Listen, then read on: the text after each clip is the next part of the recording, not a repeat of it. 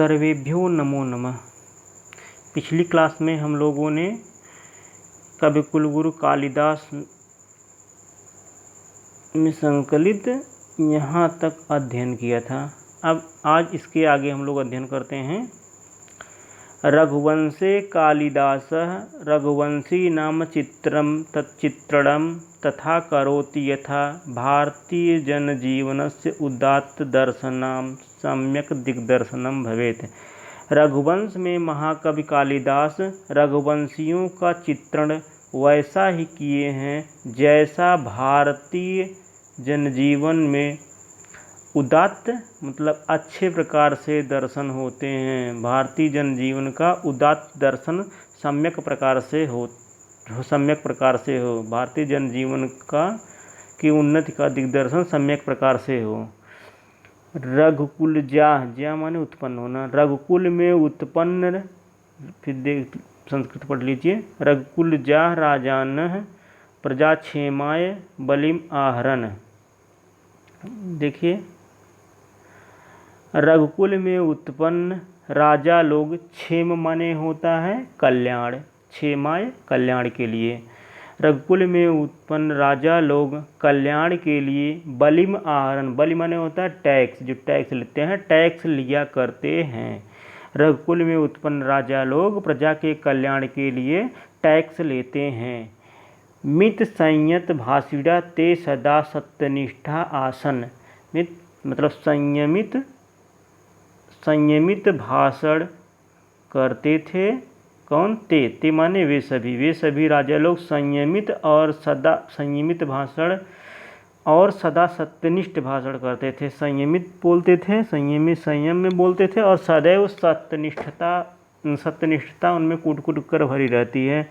तो कभी आप लोगों ने सुना होगा कि रघुकुल रीत सजा चली आई, प्राण जाई पर वचन न जाई।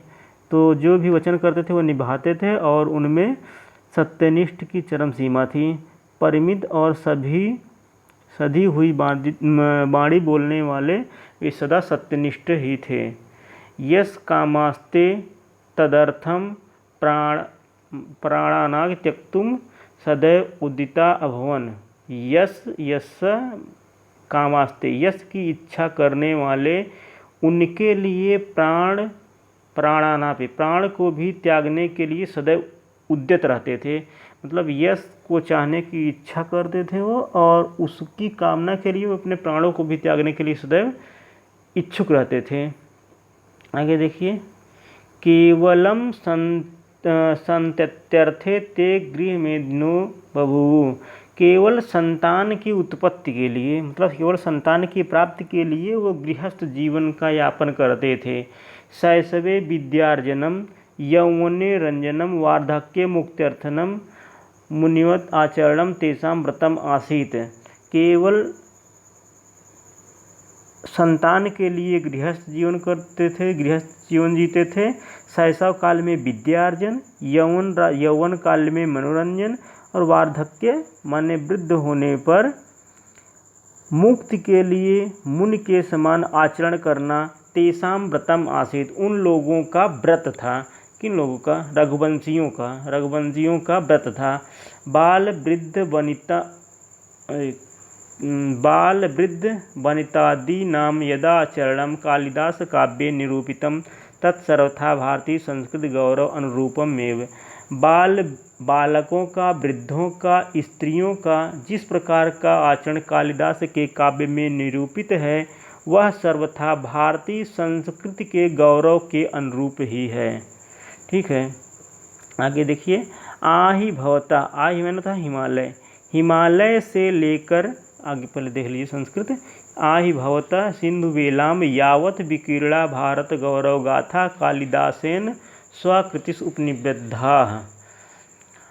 हिमालय से लेकर सिंधु वेला तक फैली हुई भारत की गौरव गाथा कालिदास के द्वारा अपनी कृतियों में निबद्ध किया गया है। रघुवंशे मेघे मतलब रघुवंश महाकाव्य में, मेघदूत में और कुमार संभव में भारत देश के विविध भागों का गिरि माने पर्वत और आनमन जंगल, पर्वत और जंगलों का जैसा स्वाभाविक और मनोहर चित्रण प्राप्त होता है, स्वचक्षु अनवलोक्य तदा असंभवम अस्ति, अपनी आँखों से देख पाना भी वह संभव नहीं है। मतलब उन्होंने ऐसा सूक्ष्म विवेचन महाकवि कालिदास ने किया है कि कोई व्यक्ति अपनी आँखों से देखेगा तब पर भी उसको इतना अच्छा दर्शन नहीं होगा जैसे उन्होंने अपने काव्यों में निरूपित किया है। देखिए आगे, तथा विधम तस्य देश प्रेम तस्य काव्योत्कर्षम समुद्रयति, उस प्रकार का उनका देश प्रेम उनके काव्य उत्कर्ष को और सुदृढ़ करता है। संत तत्र अनल्पा संस्कृत कवयः, संस्कृत के कवि बहुत सारे हैं। अल्प माने थोड़ा, अनल्प माने बहुत सारे। संस्कृत के कवि बहुत सारे हैं, किंतु कोई भी कालिदास की समानता करने में समर्थ नहीं है। कोई भी कालिदास की समानता नहीं कर सकता है। जैसे बहुत से संस्कृत के कवि हैं, किंतु उनमें कालिदास सर्वश्रेष्ठ हैं, क्योंकि उनकी समानता करने में कोई भी समर्थ नहीं हो सका है। देखिए, साधुक्तम केनचित कालिदास अनुसारेण, देखिए अनुरागीड़ा, कालिदास के अनुरागी मतलब कालिदास को मानने वाले एक अनुयायी, साधुक्तम केनचित, किसी ने ठीक ही कहा है। यह मल्लिनाथ की उक्ति है, यह मल्लिनाथ ने कहा है। देखिए, पुरा कवि नाम गणना प्रसंगे कनिष्ठिकाधिष्ठित कालिदासा अद्यापि तत्तुल्य कवे भावत अनामिका सार्थवती बभूव है। पूरा मतलब पहले, कवि नाम कवियों के, पहले या प्राचीन काल में कवियों की गणना करने के प्रसंग में, गणना करने के प्रसंग में, कवियों की गणना करने के प्रसंग में कालिदास का नाम कनिष्ठिका अंगुली पर रखा गया है। कनिष्ठिका अधिष्ठित, कनिष्ठिका के अंगुली पर रखा गया। कालिदास का नाम कनिष्ठिका के अंगुली पर रखा गया है। जिस प्रकार कभी कोई अंगुली से गिनती करता है तो सबसे पहले कानी अंगुली गिनता है, फिर उसके बगल वाली अनामिका गिनता है, ऐसे ऐसे गिनता है। तो उसी प्रकार काली अंगुली कानी मतलब सबसे छोटी वाली जो उंगली है वहीं से गिनते हैं, तो इसीलिए उसको कनिष्ठिका कहते हैं। तो वो सबसे पहले गिनती होती है। इसी प्रकार कवियों की गणना के प्रसंग में सबसे पहले गिनती कालिदास की होती है। तो अद्यापि तत्तुल्य कवि भावात अनामिका सार्थवती भव, आज भी उसके समान मतलब कालिदास के समान कोई कवि न होने के कारण अनामिका अंगुली अर्थयुक्त, अर्थात अर्थयुक्त, सार्थवती मतलब अर्थयुक्त या बिना नाम वाली हो गई है। आज भी उनके तुल्य मतलब कालिदास के तुल्य कोई कवि न होने के कारण सार्थवती हो गई है। कौन सी? अनामिका अंगुली।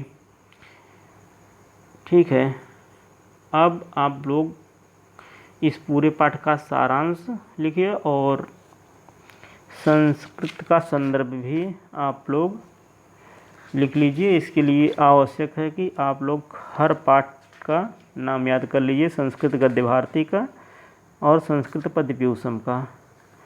तो अगला पाठ हम लोग पढ़ेंगे अगली क्लास में। तब तक के लिए आप लोग तैयारी करिए और अच्छे से इसको पढ़ते रहिए, इम्पॉर्टेंट है, परीक्षा में आ सकता है। धन्यवाद।